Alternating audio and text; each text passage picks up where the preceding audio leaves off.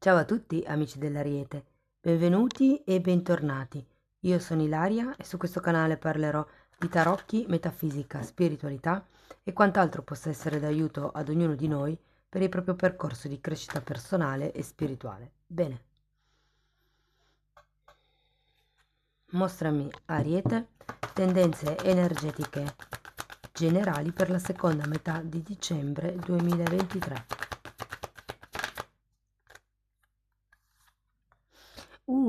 Abbiamo la carta della temperanza, amici dell'Ariete. Periodo di riequilibrio, periodo di pazienza, periodo dove si prospetta un miglioramento, perché comunque la carta della temperanza è una carta che parla di guarigione, è un elevare le vostre vibrazioni. Andiamo a vedere con i tarocchi di cosa si tratta nello specifico. Come sempre vi ricordo che le letture sono generiche, sono per un collettivo, quindi è facile che non risuoni tutto. Se non risuonasse nulla o se voleste completare il vostro messaggio, potete sempre ascoltare l'ascendente, segno lunare oppure Venere. Per capire come unire questi oroscopi ho pubblicato un video, lo trovate sotto nella descrizione di questo video e sempre in descrizione trovate anche il mio indirizzo email nel caso vogliate contattarmi e i link ai nuovi corsi per il 2024. Bene, andiamo a vedere le energie per la seconda parte di dicembre per il mese dell'Ariete. Andiamo a vedere le energie generali. Quindi queste possono riguardare, ragazzi, situazioni lavorative, familiari, affettive, personali. Prendete voi la lettura, cioè cercate di adattare voi la lettura alla vostra realtà. Allora, partiamo da un 9 di spade, un cavaliere di coppe,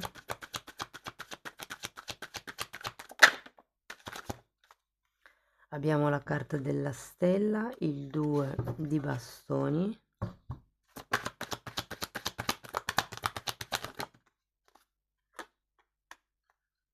un 7 di spade,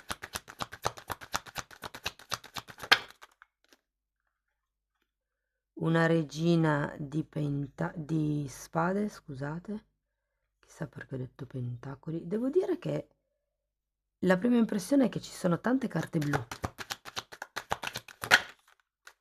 E un bel 10 di coppe, dulcis in fundo. Bene, allora io qui ho cercato di riprendere un po' l'atmosfera natalizia, visto che ci stiamo avvicinando al Natale, ma devo spostare tutto. Allora, partiamo da questo 9 di spade, ragazzi. Ci sono all'inizio di dicembre, scusate, all'inizio della seconda settimana, della seconda metà di dicembre, dei pensieri che sono legati al passato. Il 9 di spade parla di una serie di preoccupazioni. È come se ci fosse un'energia un po' stantia e anche un po' legata più che tutto alla paura che si ripresenti qualche cosa che in realtà è già nel passato. E poi abbiamo questo cavaliere di coppe. Devo dire che potrebbe essere un'offerta di tipo romantico, essendo un cavaliere di coppe. Potrebbe essere un'offerta, diciamo, che arriva da una persona con la quale avete un legame affettivo. Credo anche che ci sia un certo tipo di desiderio, un certo tipo di obiettivo da parte vostra. Andiamo a vedere carta per carta. Allora, partiamo da questo 9 di spade. Abbiamo il mondo e la regina di coppe.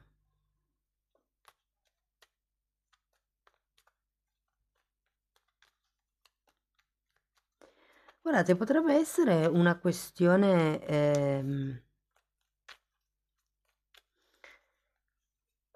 familiare, nel senso che qui comunque è una regina di coppe che per molte persone potrebbe risuonare come una madre o con la maternità in sé, però qui ho come la sensazione che ci sia stato un allontanamento che un po' preoccupa con questa madre o con questa persona.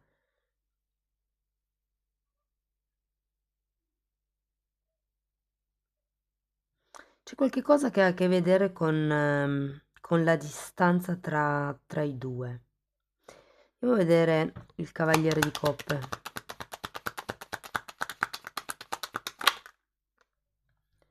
Abbiamo la morte,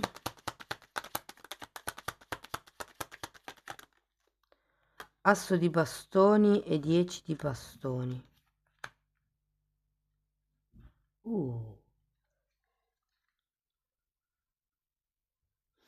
Sì, sento, guardate, è dall'inizio della lettura che sento che ci sono delle questioni legate all'accudimento di qualcuno. Può essere l'accudimento di un genitore, magari di un figlio, ehm, e ci sono dei pensieri legati a come è andata in passato, a quello che è stato nel passato. Qui bisogna cercare di agire in modo diverso, tagliando con certe, con certe attitudini. Vi dico, essendoci il Cavaliere di Coppe è come se arrivasse un'offerta, ma non nego che per qualcuno potreste essere voi a fare questa offerta, come se fosse una proposta di azione. Se per esempio fosse una questione tra fratelli, dove c'è da accudire qualcuno o qualcosa, magari un'azienda, un'impresa, è come se ci fosse da fare un patto, un'offerta per fare un patto, perché qui uno dei due deve agire e prendersi le proprie responsabilità. Andiamo a vedere la stella.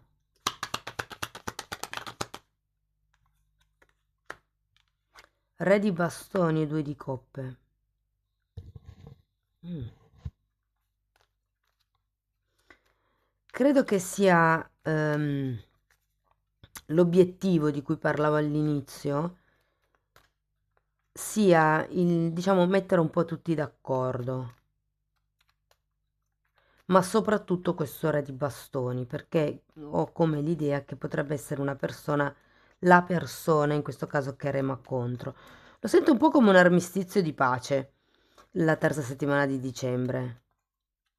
Però, ripeto, mi vibra molto come una situazione familiare, poi ognuno di voi cerchi di adattare la lettura alla propria realtà. Andiamo a vedere il 2 di bastoni.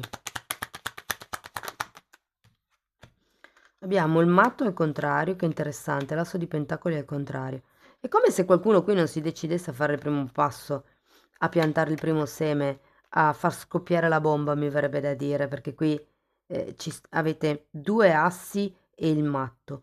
Quindi è proprio, e anche qui un 10 tra l'altro e il mondo e la morte, che sono due carte di taglio, di chiusura cicli.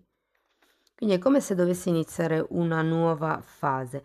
Vi dico, è come se l'armistizio, per esempio, ve lo propone l'altra persona, diciamo che lo state valutando, se questo accordo, questa proposta, potreste anche valutarla, ma io credo che voi non vi fidiate della persona in sé, non tanto perché magari la persona vi voglia fregare, ma perché magari non è una persona affidabile su cui fare affidamento, cioè una persona di quelle che promette poi invece non mantiene.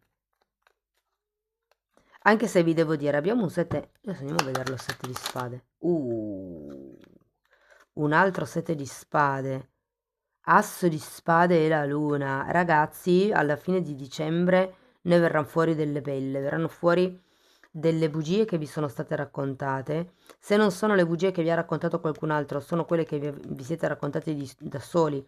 Con la carta della luna, diciamo, sono le proiezioni che si fanno. Ha detto questo perché sicuramente è così. No, è una vostra traduzione, non è detto che sia realmente così. Comunque c'è anche un asso di spade, quindi come se ci fosse un dialogo chiarificatore. O qualcuno si confessa qua, nel senso che vi dice tutte insomma, le cose che non sono state dette fino ad adesso, perché c'è proprio l'asso di spade, le comunicazioni e le verità che vengono a galla. Scusate, le bugie che vengono a galla. E qua parla di verità. Quindi andiamo a vedere la regina. Abbiamo un 8 di bastoni e un imperatore al contrario.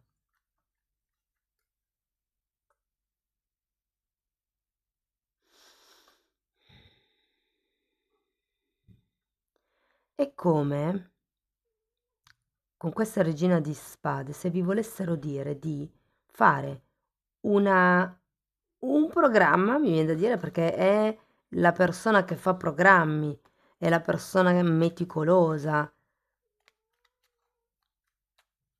di fare come un programma e poi di comunicare questo programma in modo che le cose possano diventare più stabili, più concrete.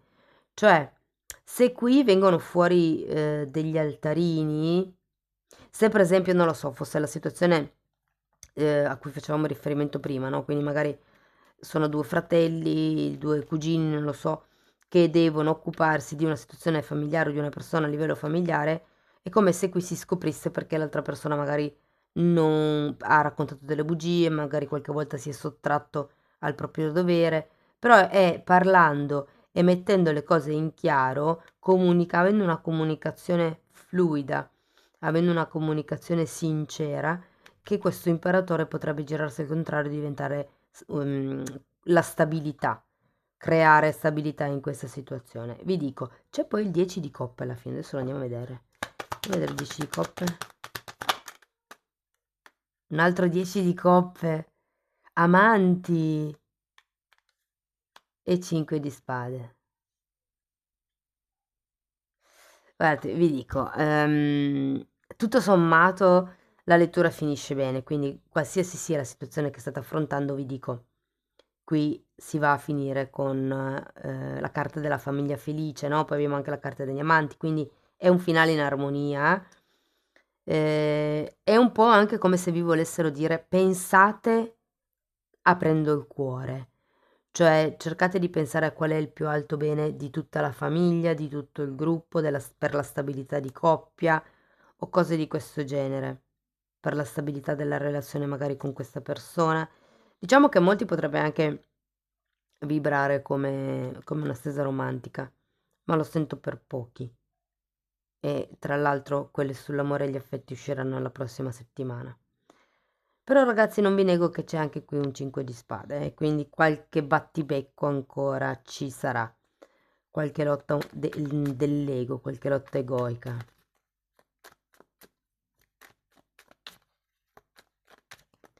Sapete, è facile scivolare nelle proiezioni, mi ricasca l'occhio in questo gruppo di carte e tra l'altro c'è una playlist che si chiama Calderone Spirituale dove ho fatto degli esempi su che cosa vuol dire proiezione. Però magari la persona che abbiamo davanti ci dice, non lo so, ci si sta conoscendo e si scopre che a voi piacerebbe andare a vivere in montagna e l'altra persona dice, sai come sarebbe bello vivere in montagna? Ora, l'altra persona ha usato la terza, il terzo, come si chiama? La terza persona, quindi nel senso ha usato la frase costruita in sai che bello sarebbe vivere in montagna? Ora, per chi ascolta, certe volte la proiezione è pensare che quella frase detta alla terza persona coinvolga anche se stessi. Quindi proiettare, ah, a me piace andare in montagna, lui ha detto che piace andare in montagna, sicuramente era un messaggio per dirmi che gli piacerebbe vivere in montagna con me. Però no, quella è una proiezione, magari quello è il desiderio egoico, quello che noi vorremmo. La persona si è semplicemente limitata a dire, pensa come sarebbe bello vivere in montagna. Non ha parlato né di voi né di coppia insomma è stato come dire, è una frase, una di quelle frasi che molte volte si usa volutamente per agganciare l'altro, ok? Però ecco, analizzate sempre bene le sfumature delle parole che uno usa per esprimersi, perché da lì capite tantissime cose. Andiamo a vedere Osho, scusate, mi sono un po' dilungata. Wow, la creatività e le vite passate, due arcani maggiori e ci si ripresenta, ragazzi, la carta della luna e creatività che è la carta dell'imperatrice.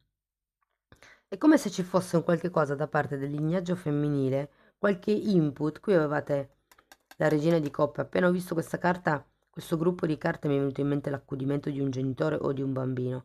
Però vedendo anche la carta delle vite passate ci può essere qualche questione legata al passato a livello familiare che dobbiate, mi viene da dire, trasformare, usare la vostra creatività per trasformare questa situazione, per ritrovare l'armonia nella famiglia, o comunque nella relazione che state vivendo in questo momento.